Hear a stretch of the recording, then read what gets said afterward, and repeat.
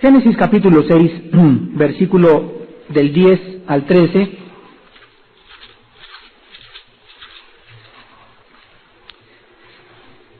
Dice así: y engendró Noé 3 hijos, a Sem, a Cam y a Jafet.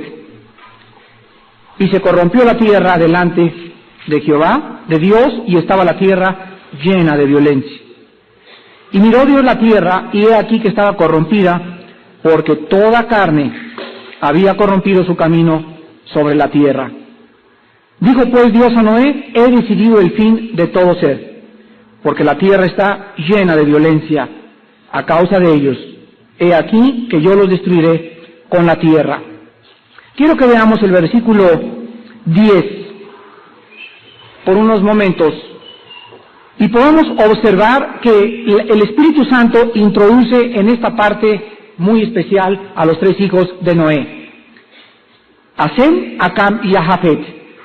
Y vemos nosotros que los 3 hijos de Noé, junto con Noé y con su esposa, vivieron la misma época de inmoralidad y degeneración que vivió también Noé junto con sus familiares. Lo maravilloso de todo esto es que los hijos de Noé lograron escapar la corrupción.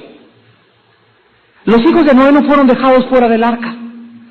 Ya vimos en la clase pasada en Hebreos 11:7 que la Biblia dice que Noé preparó un arca en que su casa se salvase.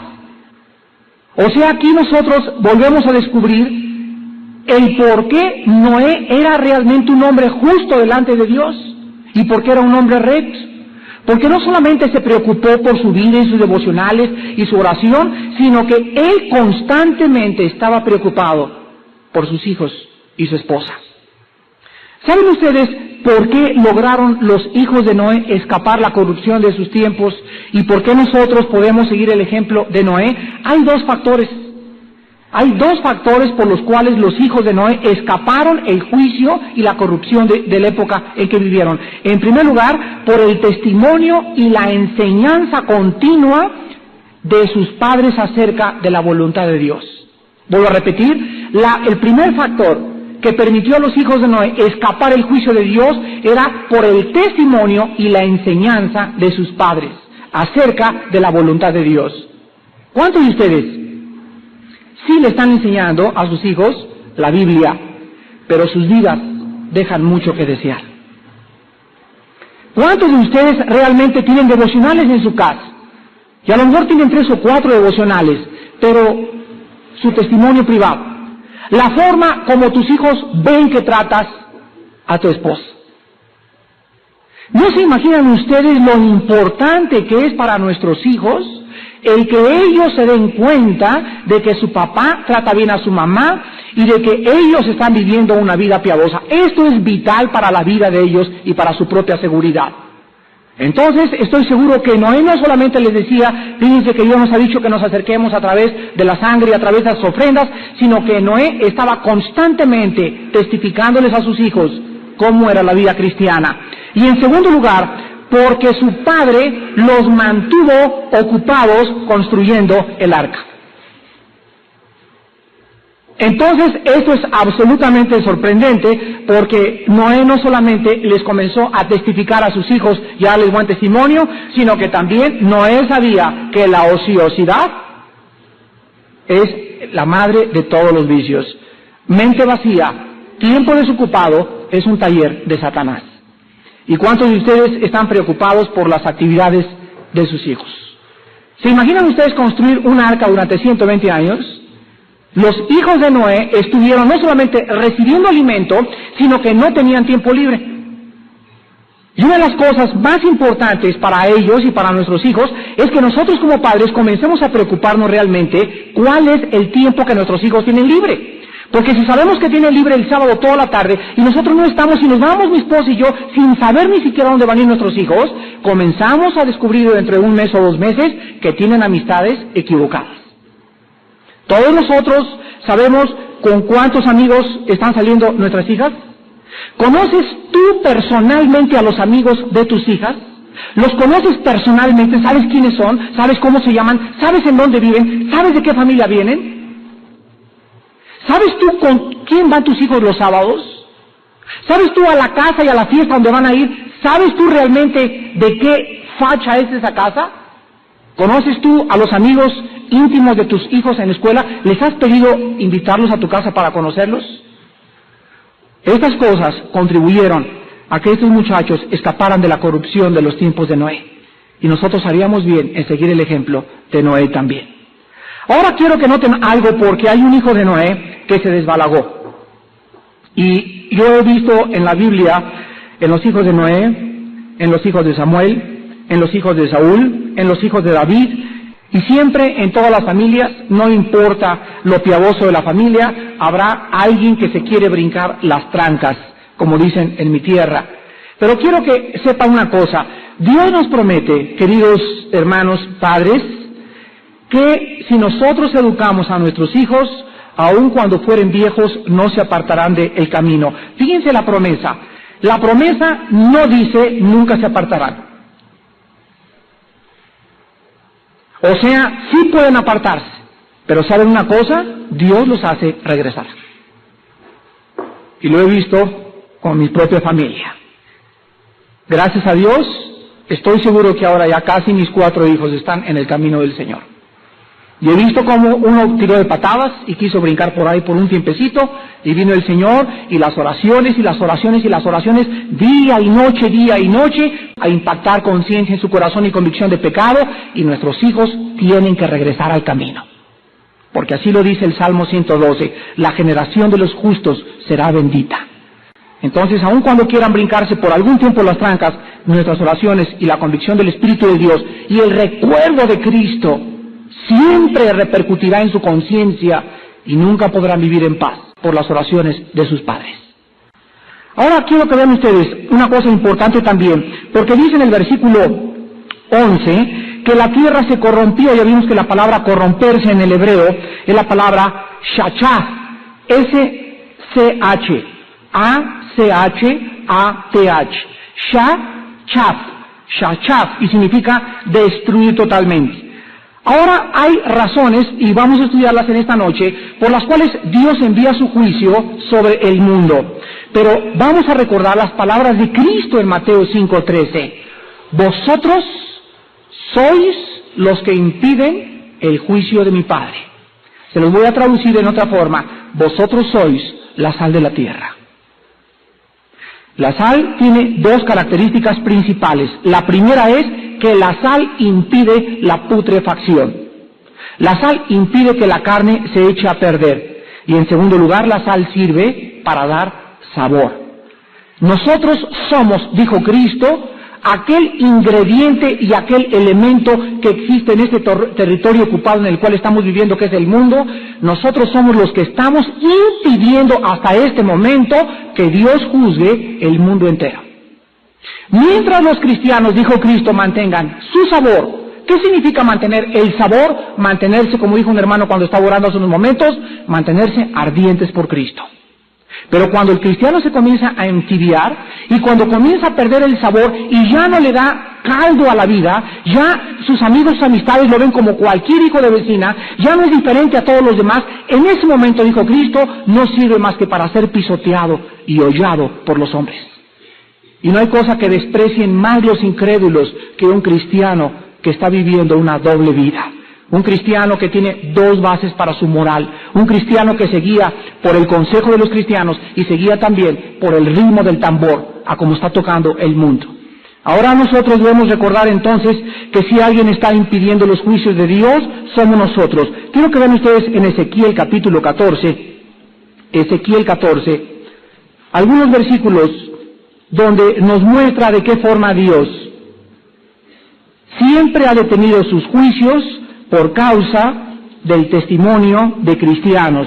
Dice en Ezequiel 14, versículo 14, cuando Dios anuncia a Ezequiel la destrucción de Jerusalén, si estuviesen en medio de ella, o sea, está hablando de Jerusalén, estos 3 varones, piensa quién mencionan, Noé, Daniel y Job, ellos por su justicia librarían únicamente sus propias vidas, dice Jehová el Señor.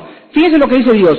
Aquí voy a convertir en ceniza esto, voy a destruir esto totalmente. Si ahí en donde mi juicio va a caer y donde el fuego va a comenzar a incendiar este auditorio, si dentro de este auditorio que voy a incendiar, dice Dios, estuvieran Noé, Job y Daniel, ellos serían sacados del incendio por su justicia y después yo acabaría de quemar todos los que están dentro del auditorio. Vean ustedes ahora el versículo 16, ahí mismo. Y estos 3 varones estuviesen en medio de ella, vivo yo, dice Jehová, el Señor, ni a sus hijos ni a sus hijas librarían, ellos solos serían librados y la tierra quedaría desolada. Aquí ya vemos un poquito más profundo que cuando Dios ve un juicio por caer sobre la tierra, nunca dejará a su pueblo sufrir el juicio. Y dice la Biblia que si aún estos 3 hombres hubieran tenido hijos, ahí se hubieran quedado los hijos y solamente librarían sus propias vidas. Vean ahora el versículo 18. Y estos 3 varones, otra vez, estuviesen en medio de ella, vivo yo, dice Jehová el Señor, no librarían a sus hijos ni a sus hijas, ellos solos serían librados. Ahora ven ustedes el versículo 20. Y si estuviesen en medio de ella Noé, Daniel y Job, vivo yo, dice Jehová el Señor, no librarían a hijo ni a hija, ellos por su justicia librarían solamente sus propias vidas. Quiero que pongan mucha atención en lo que les voy a decir. Muchas familias cristianas actualmente están teniendo un buen testimonio, él y ella, como padres. Y los hijos no se quieren convertir. Y los hijos siguen rebeldes y siguen duros. Si el rapto de la iglesia viene mañana, y estos muchachos no se han convertido, ellos tienen delante de Dios libre su conciencia y la sangre es sobre la cabeza de sus hijos. Si viene el rapto mañana y los muchachos no se han convertido, ellos se quedan en la tribulación. Y cuando lleguen al cielo estos padres, Dios no los va a juzgar ni les va a demandar, porque ellos cumplieron lo que Dios les había dicho. Pero la Biblia nos muestra que en muchos juicios estarán uno en la cama, y la de al lado será llevado, y la que está junto será dejada. Estarán 2 en el campo, uno será tomado y el otro será dejado. Y entre esas parejas puede estar un padre y una hija, una madre con su hija también. Ahora ven ustedes en último lugar, en Génesis capítulo 18, que en los tiempos de Lot, Dios repitió lo mismo. ¿Y de qué manera Dios le dice a Abraham? Génesis 18, versículos 26 al 32. Respondió Jehová, si hallare en Sodoma 50 justos dentro de la ciudad, perdonaré a todo este lugar por amor a ellos. Y Abraham replicó y dijo, he aquí ahora que he comenzado a hablar y a mi Señor, aunque soy polvo y ceniza, quizá faltarán de 50 justos 5. ¿Destruirás por aquellos 5 toda la ciudad? Y dijo, no la destruiré si hallare allí 45. Y volvió a hablarle y le dijo, quizás se hallarán allí 40. Y respondió, no lo haré por amor a los 40. Vean la palabra amor. Y dijo, no se enoje ahora mi Señor, si hablare, quizás se hallarán allí 30. Y respondió, no lo haré si hallare allí 30. Y dijo, he aquí, ahora que he emprendido el hablar a mi Señor, quizás se hallarán allí 20. No la destruiré. Respondió, por amor a los 20. Y volvió a decir, no se enoje ahora mi Señor. Qué terco era Abraham, ¿verdad? Si hablare solamente una vez, quizás se hallarán allí 10. No lo destruiré. Respondió por amor a los 10. ¿Qué está impidiendo ahorita que México sea juzgado?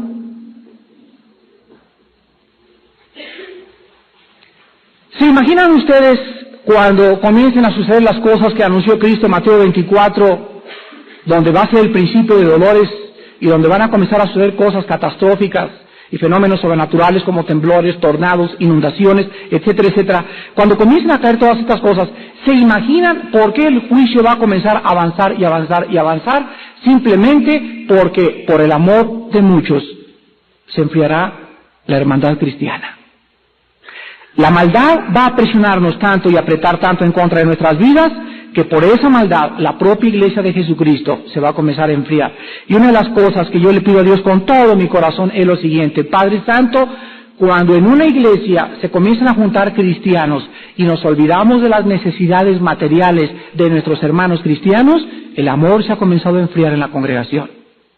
Cuando comienza una familia que no tiene que comer en una iglesia, y cuando comienza una iglesia a tener problemas de que hay una familia que ni siquiera tienen techo para taparse, en ese momento, ¿en dónde está el amor de Dios en nosotros? Y ahí sí hemos descubierto que se comienza a infiltrar y a penetrar, a leudarse el amor entre nosotros. En 1 Juan 3, el apóstol Juan escribió: porque si viéramos a nuestro hermano tener necesidad, y no le damos con qué taparse, con qué comer, no le damos un raite, no lo llevamos a un lugar donde él necesita ir porque no tiene ni siquiera coche, ¿cómo puede el amor de Dios morar en nuestros corazones?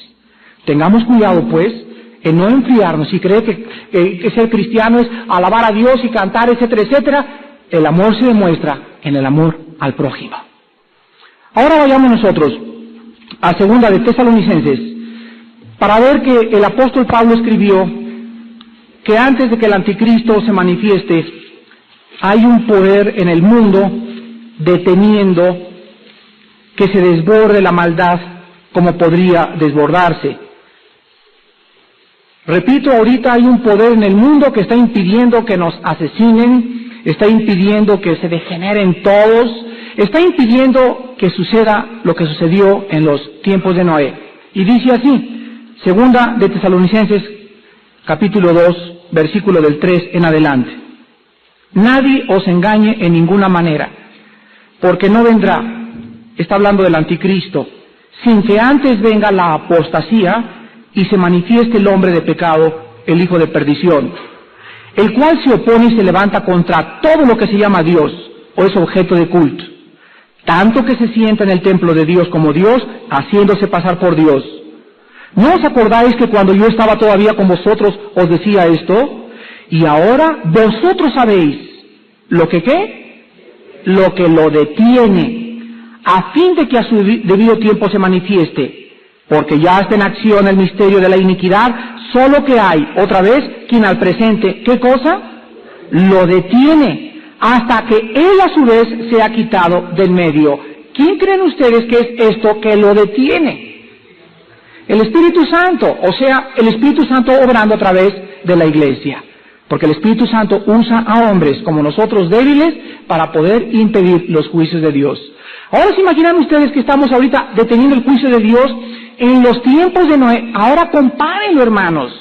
Y en los tiempos de Noé ya no hubo quien detuviera el juicio de Dios. Ya eran muy poquitos, ya Dios sabía que no se iban a convertir, que nada más estaba la familia de Noé, y entonces abrió las cataratas de los cielos y desbordó el tremendo diluvio universal, del cual vamos a estudiar en algunas semanas después.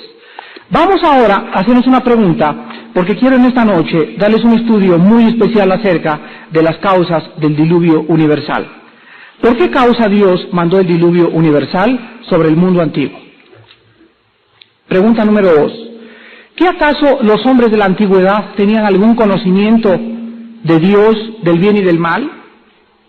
¿Qué nos dice en Romanos 5, del 13 al 15, que donde no hay ley no se inculpa de pecado? ¿No dice la Biblia que cuando el hombre es responsable delante de Dios, Él envía su juicio? ¿Cuál era la responsabilidad de los hombres en el tiempo de Noé? Al contestar esas preguntas, vamos nosotros a descubrir la enormidad del pecado de los paganos. Estoy hablando de las personas que no han conocido, como conocemos nosotros, la palabra de Dios.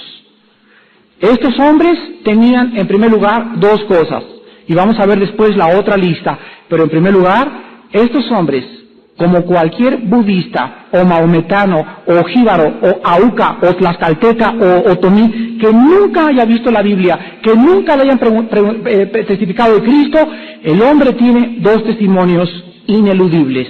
El primero es el testimonio de la naturaleza. Romanos 1 dice, porque las cosas de Dios, lo que de Dios se conoce, les es manifiesto. Pues Dios se los manifestó, porque las cosas invisibles de Él, su eterno poder y deidad, se hacen claramente visibles, siendo entendidas por medio de las cosas hechas. Entonces un salvaje puede ir caminando por la jungla y jamás haber ido ni siquiera al kindergarten, y se encuentra un reloj, el salvaje. Y el salvaje levanta el reloj, ve las manecillas que caminan cronométricamente, etcétera, etcétera. Quiero hacerles una pregunta. ¿Ustedes creen que el salvaje, en su incultura y en su falta de conocimiento, podría deducir que el reloj se fabricó por las arenas del desierto solo? La mente más oscura podría, por la luz y el discernimiento de la conciencia, decir: hay un creador detrás de este reloj. Los salvajes, han escrito muchos historiadores, inclusive cuando veían al fuego, se espantaban porque no creían que el fuego se había hecho solo y comenzaron a hacer del fuego un dios. Fíjense nada más. Al ver una fuerza de la naturaleza que no se podría controlar por el hombre y que no podían ellos permitir entrar dentro de ese fuego ni tampoco hacer nada con ese fuego, comenzaron a adorar al fuego y le hicieron un monumento como Dios. Entonces todo ser humano en este planeta, salvajes y paganos y hombres primitivos, tienen el testimonio de que este universo, por más tonto y cabezón que sea esa persona, no puede llegar nadie a la conclusión: no hay Dios. La irracionalidad más grande del intelecto es el ateísmo. Y en segundo lugar tienen el testimonio de la conciencia.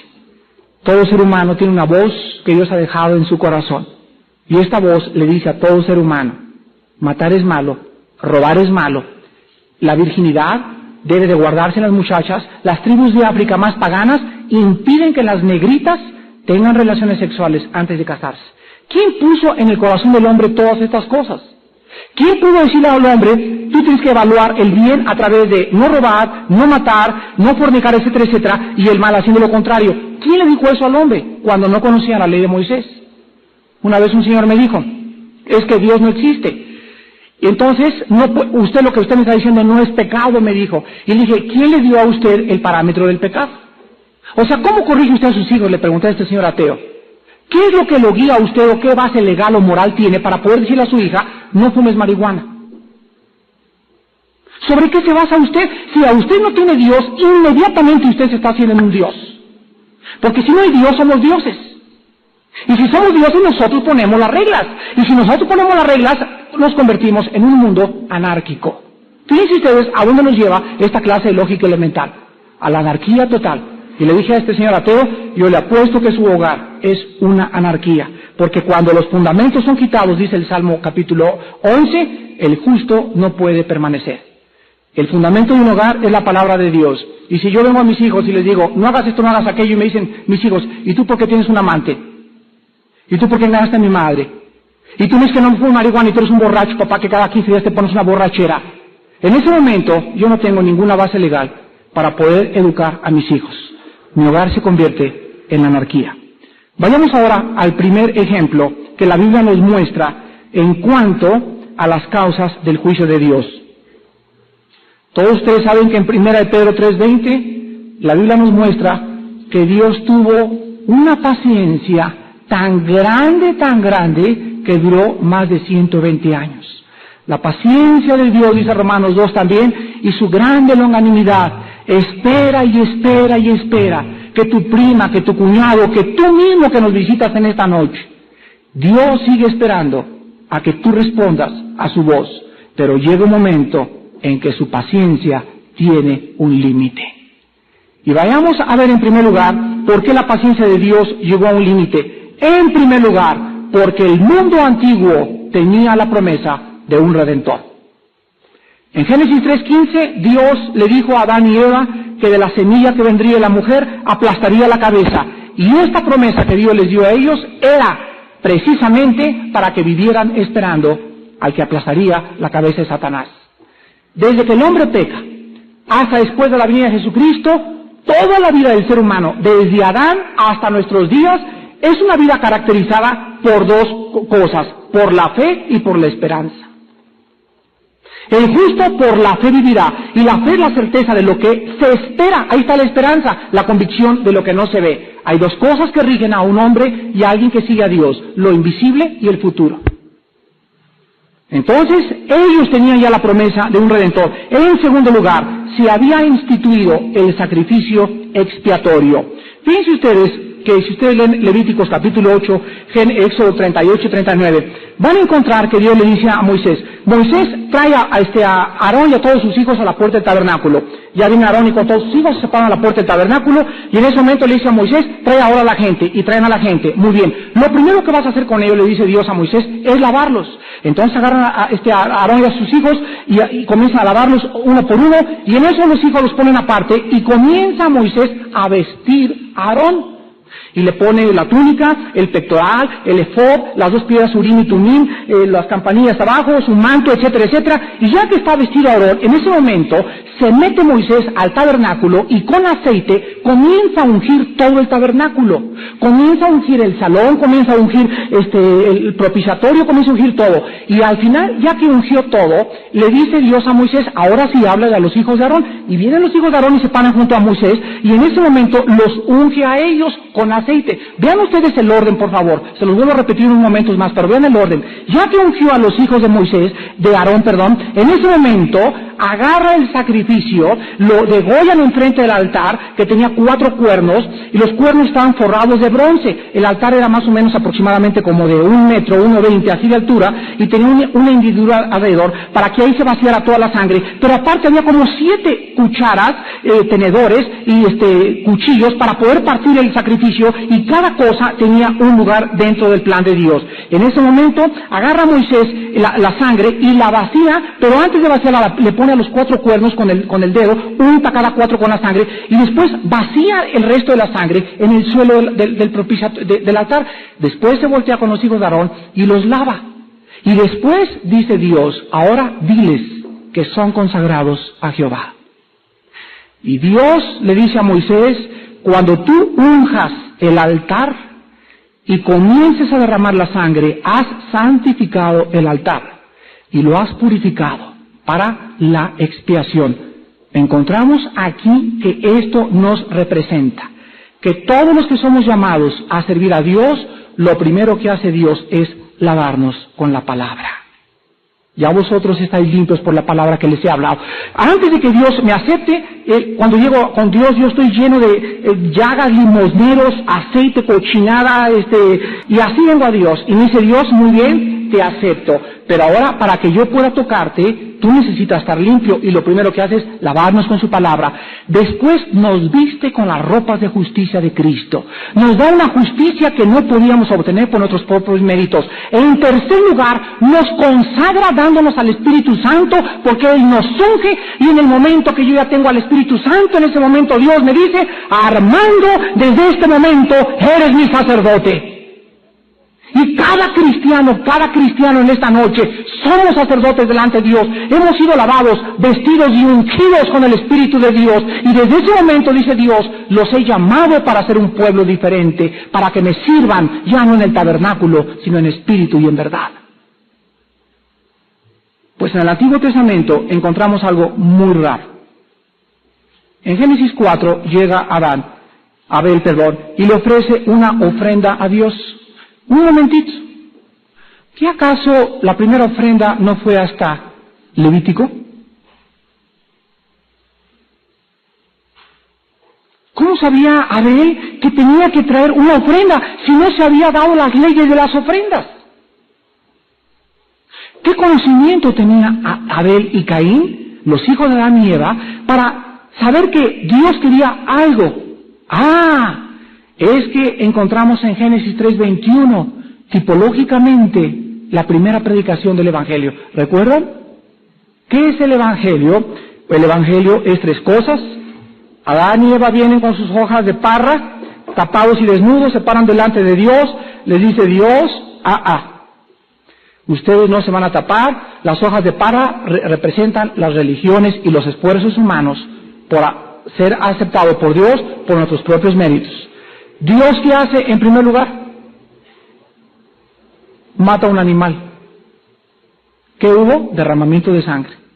Inmediatamente la piel de ese animal lo usa para cubrirlos a ellos. Y encontramos tipológicamente predicado el primer evangelio en toda la Biblia. La salvación involucra 3 cosas. En primer lugar, la salvación es de Dios. Él es el que provee la justicia. Él es el que nos imputa algo que nosotros no podemos merecer. En segundo lugar, tiene que morir un inocente, tiene que ser a través de la sangre. Sin derramamiento de sangre, Hebreos 9:22, no puede haber perdón de pecados. Y en tercer lugar, la salvación es que tiene que morir un inocente y tiene que haber el derramamiento de la sangre. Entonces, Adán y Eva, cuando crecieron Caín y Abel, se sentaron junto a una piedra y comenzaron a decirles, ¿saben qué cosa, hijos? ¿Saben por qué sufrimos su madre y yo? ¿Saben por qué hemos ido y por qué tenemos estas enfermedades ahora? ¿Y por qué ahora está así la tierra? ¿Y por qué hay espinas, etcétera, etcétera? Porque desobedecimos a nuestro Creador. Y cuando Él nos pidió que quería perdonarnos y darnos su gracia, quisimos unirnos a una religión. Y nos metimos a una religión, le contó Adán y Eva a sus hijos. Y comenzamos a creer que con nuestra religión podíamos ser aceptados por Dios. Pero ¿saben qué? Él nos mostró claramente que no podíamos escondernos de Él a través de una religión. Entonces Dios nos regaló y nos dijo que Él nos iba a vestir y Él nos iba a dar esa salvación que nunca hubiéramos podido comprar nosotros. La misma historia que le contó Adán y Eva a Abel y a Caín es la misma historia que tenemos que contarles nosotros a nuestros. ¿Cuántos de nosotros, antes de conocer a Cristo, no vivíamos de religión en religión, de secta en secta, buscando ser aceptados por Dios?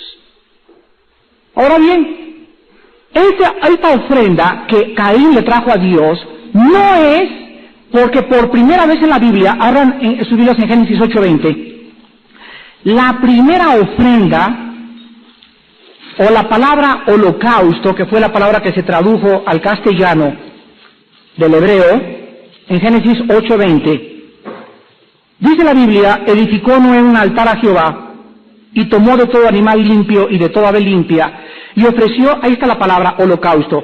Si ustedes leen este versículo en el inglés, principalmente en la versión King James, que es la mejor versión que existe, la mejor traducción del hebreo al Nuevo Testamento, al Antiguo Testamento, esta palabra se tradujo burnt offering en inglés, que significa ofrenda quemada. ¿Cuál es la diferencia entre el holocausto o la palabra ofrenda quemada? Bueno, esto es muy importante. La palabra hebrea significa literalmente, es la palabra hola, así como decimos hola pero con H al final. Es la palabra que se tradujo en Génesis 8:20, holocausto, y significa ofrenda quemada, humo que sube, ofrenda que sube. La palabra que se usó ofrenda en Génesis 4:3 no es hola, es mincha, que significa regalo o tributo.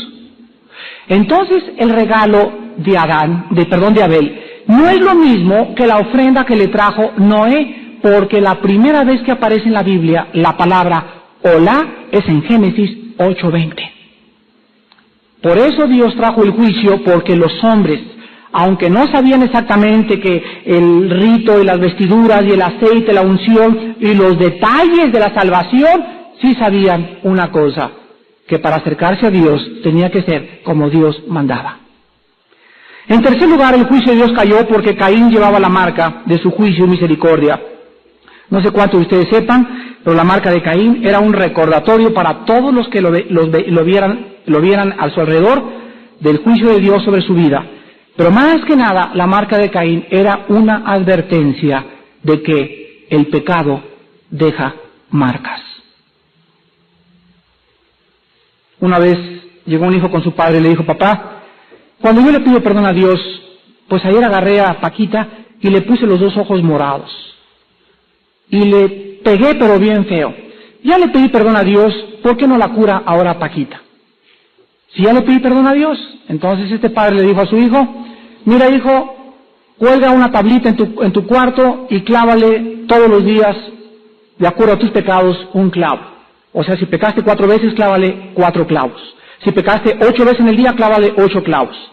A la semana, llegó el papá con su hijo y vio la tablita llena de clavos, como unos 30 clavos más o menos ahí, ¿no? Entonces le dijo el papá al muchacho, mira, ahora quita los clavos, este es el perdón de Dios, y sacó todos los clavos de la tablita. Y ahora le dijo el papá al muchacho, voltea a ver la tablita. ¿Tiene clavos? No. ¿Qué es lo que tiene? Y le contestó el muchacho, solamente quedaron las marcas. Y así el papá le dijo al muchacho, cuando nosotros pecamos, Dios nos lava con su sangre, pero recogemos la cosecha. Las marcas del pecado quedan en nuestra vida. El otro día estábamos mi esposa y yo platicando con nuestros hijos, Y mi esposa comenzó a llorar profundamente y les dijo a mis hijos, una de las cosas que queremos evitarles nosotros a ustedes es el que ustedes recuerden durante toda su vida que ustedes tienen una oportunidad mucho mejores que su padre y que yo, porque están jóvenes. Y todavía, le dijo mi esposa a mis hijos, todavía hay cosas en mi vida de las cuales sigo recogiendo la cosecha de cuando no era cristiana. Es cierto, somos nuevas criaturas espiritualmente, pero en este cuerpo y mentalmente, los traumas y los complejos psicológicos de cuando yo no era cristiano, todavía algunos brincan de vez en cuando en mi vida nueva. ¿No es verdad?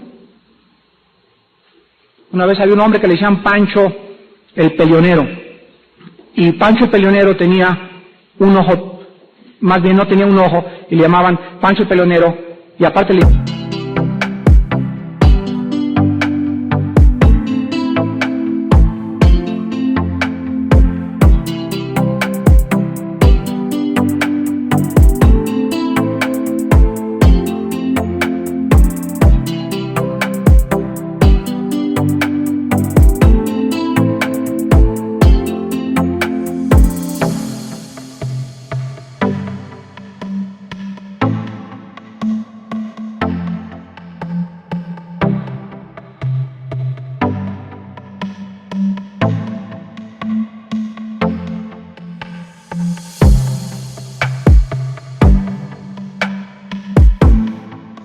el tuerto, y se convierte Pancho, y va con sus amigos y les cuenta, pues fíjense que ya no tomo ni voy a la parranda, etcétera, etcétera, pero sigo teniendo mi ojo tuerto.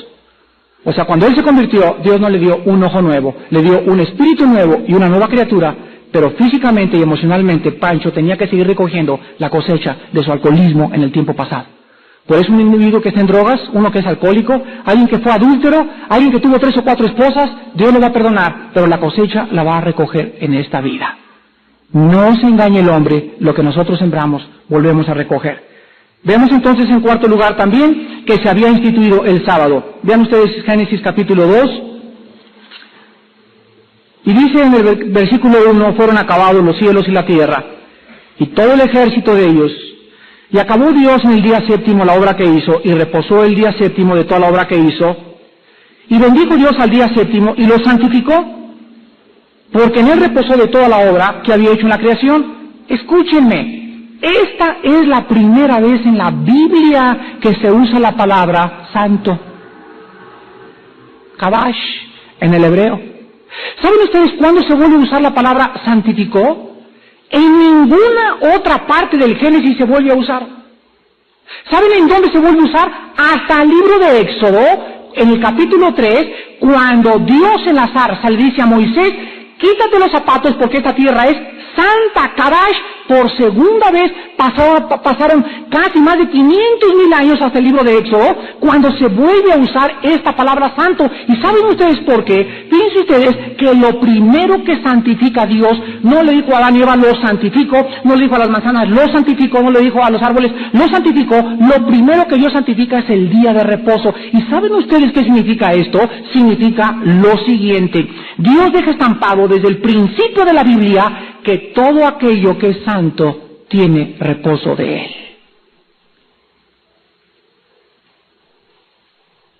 La Biblia nos muestra entonces que para que nosotros podamos entender esto, lo importante que es para Dios la adoración. El día de descanso es lo primero que Dios santifica en la Biblia. Donde Dios está, hay descanso. Donde Dios está, hay descanso. ¿Por qué las naciones están tan turbadas ahorita? ¿Por qué tu vida está tan turbada? Porque no tienes a Dios. Pero desde el principio nos muestra Dios la unión que existe entre el descanso y la santidad. Las personas más santas son las personas que más paz tienen. ¿Por qué se amotinan los pueblos y los gentes piensan cosas vanas? Dice el Salmo número 2, porque han roto las ligaduras y no quieren tener a Dios como su jefe.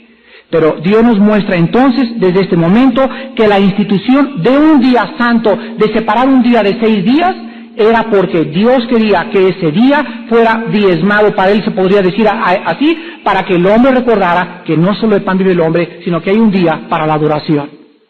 ¿De dónde vino la semana de 7 días? Ya lo dijimos cuando hablamos de los 10 mandamientos.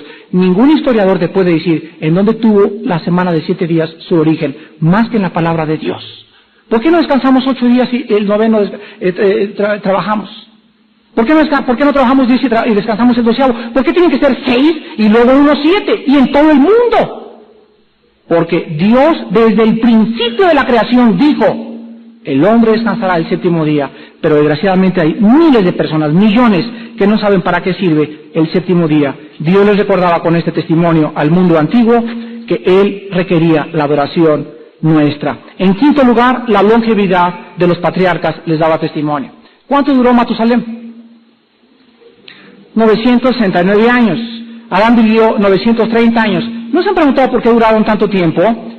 Científicamente no hay ningún problema. No había smog, no había claxons, no había periférico, no había alcantarilla, no había ratas, no había sida, no había letrinas ahí en el piso del mercado, no había nada de las cosas que existen ahorita. Hay personas ahorita que viven en Siberia, en Rusia, y que tienen 145 años de edad. Creo que ahorita la persona más antigua de la humanidad tiene 146 años. Es una señora viejita que vive arriba de Turquía. Bueno, pues durante todos estos tiempos, Adán vive 930 años. ¿Y qué creen que vivía contando Adán por 930 años? Pues dice Pedro, ¿verdad? No podemos dejar de decir lo que hemos visto ni oído. Y ustedes serán mis testigos cuando el Espíritu Santo venga sobre sus vidas. Y Dios dejó tanto tiempo a esa gente porque ellos eran la sal de la tierra. Y mientras ellos vivían, Dios sabía que eran fieles y le hablaban a la gente de Jehová el Redentor. En sexto lugar, nos muestra la Biblia que Dios predicó.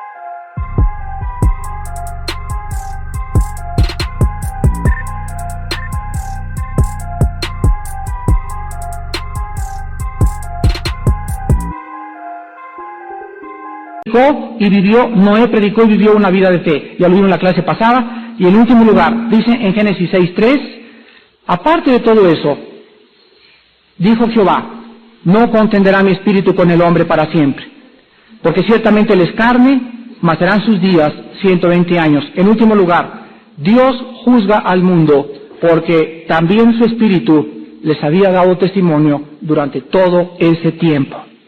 Dios estuvo contendiendo con el hombre largamente y largamente. Y por todas estas razones, los hombres del tiempo de Noé no vivían en la ignorancia para justificar sus pecados. Ellos rechazaron voluntariamente la revelación de Dios y escogieron vivir sus propias vidas.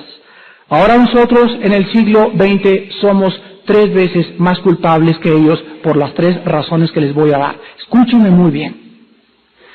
Si Dios juzgó al mundo antiguo y no tuvo misericordia, sino que llegó al límite de su paciencia e inundó el mundo entero, nosotros somos 3 veces más culpables que ellos. Imagínense lo que le estoy diciendo. La primera razón por la cual somos más culpables que ellos es porque ya vino el Redentor. Y aquel verbo fue hecho carne y habitó entre nosotros, y dicen los que escribieron, vimos su gloria, gloria como del unigénito Hijo del Padre, lleno de gracia y de verdad. Ahora Cristo, el Redentor prometido, ya vino, ya se cumplieron las promesas, y ahora nosotros ya ni siquiera podemos decir, fue un mito lo del Redentor, porque la historia lo ha podido comprobar. A él se le llama el precursor de la historia, porque la historia se dividió cuando Jesucristo vino al mundo a lavar nuestros pecados. En segundo lugar, somos más culpables que ellos, porque la revelación de Dios ya está completa, la Biblia. Ya no necesita Dios hablarnos y ahorita se nos aparece un ángel en la noche,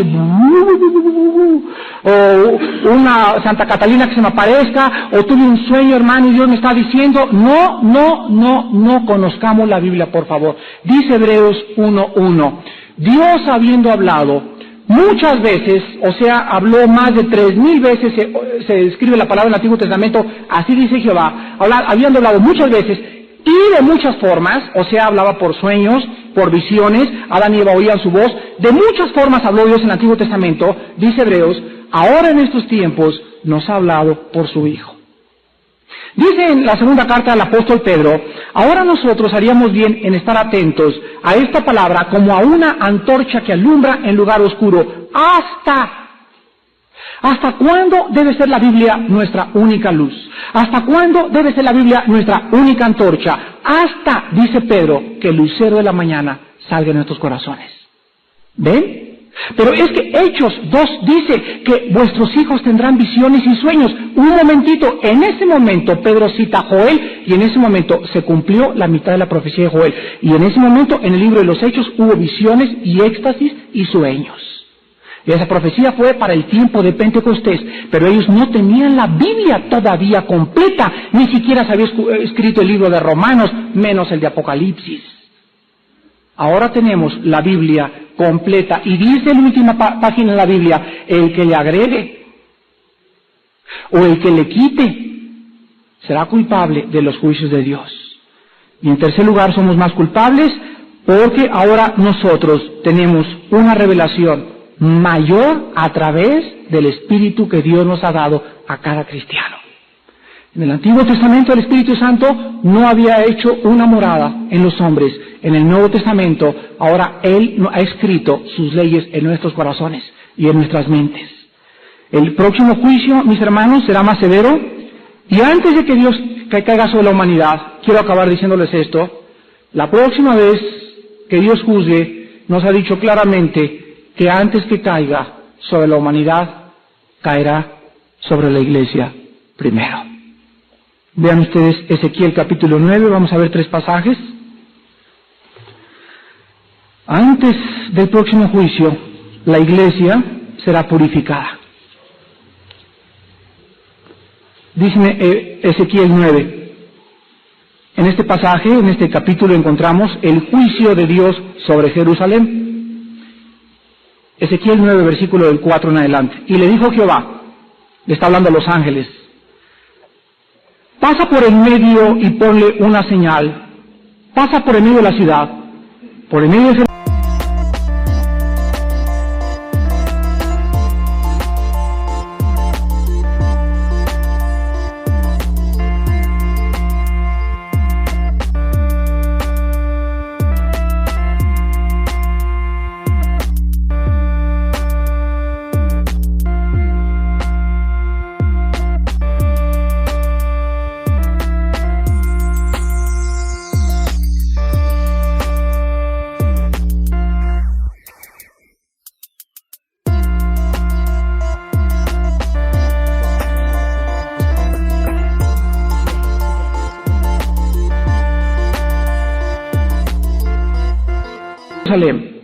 y ponle una señal en la frente a los hombres que gimen y que claman a causa de todas las abominaciones que se hacen en medio de ella. Quiero que noten en este versículo, en primer lugar, ¿quiénes eran los que iban a ser librados?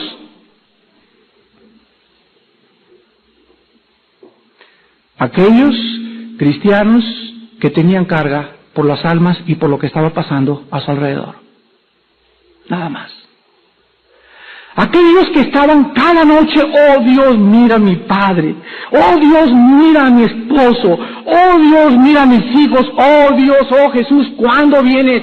Solamente esas personas estaban viviendo en contacto con el Espíritu Santo. ¿Y por qué están viviendo en contacto? Porque la carga más grande de Dios son las almas. Mira. Versículo 5. Y a los otros dijo, oyéndolo yo, pasad por la ciudad en pos de él, y matad, no perdone vuestro ojo ni tengáis misericordia, matad a viejos, jóvenes y vírgenes, niños y mujeres, hasta que no quede ninguno, pero a todo aquel sobre el cual hubiere señal, no os acercaréis, y comenzaréis. ¿Por el Partido Comunista? Comiencen por los prostíbulos, dice, váyanse primero a Las Vegas. No, a la manifestación que hubo antier de 200,000 homosexuales y lesbianas, ahí comiencen. ¿Dice eso? ¿Qué dice?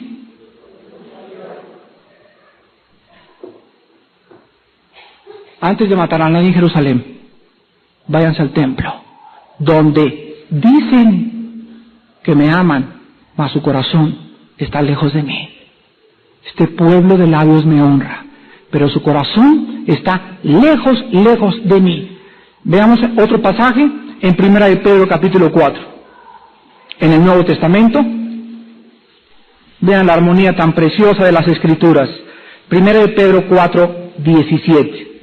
Y escribe el apóstol: porque es tiempo de que el juicio comience. ¿Dónde? ¿En Las Vegas? ¿Acapulco? ¿Los discos? El juicio comenzará por la casa de Dios. Y si primero comienza por nosotros, ¿cuál será el fin de aquellos que no obedecen al Evangelio de Dios? Ahora estamos hablando de que un juicio sobre la iglesia, pero es que no dice Romanos 8:1 que no hay ninguna condenación para los que están en Cristo. Tú lo has dicho, los que están en Cristo. Y dice más adelante, los que no andan según la carne, sino según el Espíritu. Entonces, cuando Dios venga a la tierra y diga, ahorita se acabó México, se acabó el mundo, primero su Espíritu Santo va a entrar a través de la iglesia, y lo primero que va a ser purgar la iglesia, o sea, a todos aquellos que se decían quitar la cizaña y separarla del trigo. Este es el juicio de Dios sobre su iglesia. Todas aquellas personas que no estaban afianzadas en la palabra y con una teología sana y clara de la palabra de Dios y con una seguridad de su salvación, serán llevadas por el viento. Vendrán los ríos y vendrán las aguas y los vientos, y será grande su ruina.